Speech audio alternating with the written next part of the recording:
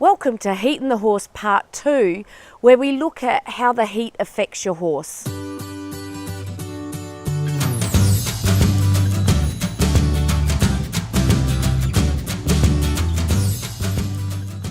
So after listening to Part 1 about how the horse is so effective at creating heat, let's have a look at what happens as the core body temperature rises and perhaps hits critical temperatures and starts to cause damage to the horse.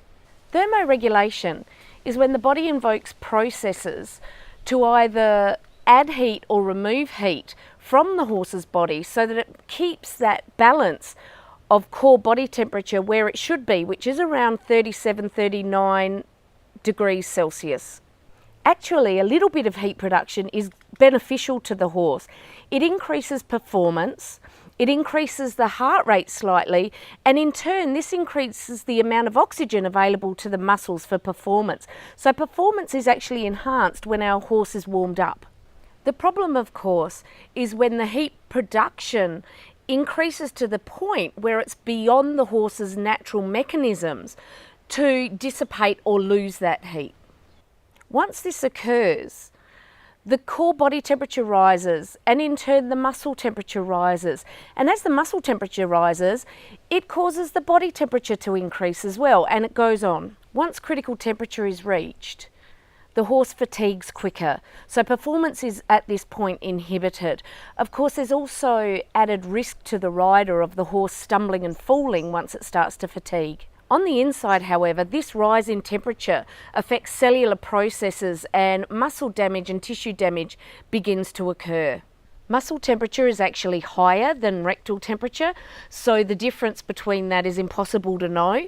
And once the muscle reaches 45 degrees Celsius, then the metabolic pathways are all altered and the muscle tissue is damaged. While you're thinking about this, think about the temperature of the tissues underneath the gear that we put on the horse. For example, the temperature of the tendons underneath boots. If you remember in Part 1, we discussed how important sweating was to the horse to reduce their core body temperature.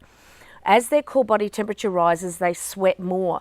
But with more sweating comes a lot of fluid loss and possible electrolyte imbalance. Once the core body temperature rises to around 40 degrees Celsius, the horse will likely be showing signs of heat stress. To be looking for this, we're looking at the temperature. We will look at their increased breathing rate.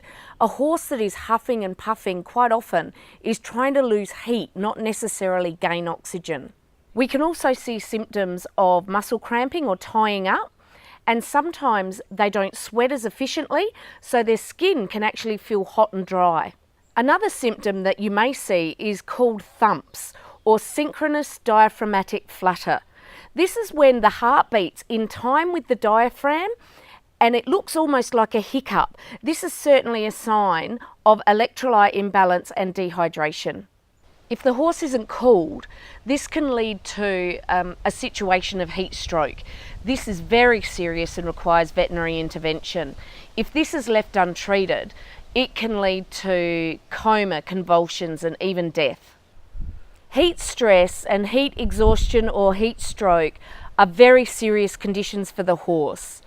You must monitor their temperature constantly, and if in any doubt at all, please call your veterinarian. They require assistance and they may need extra treatment like IV fluids or something like that.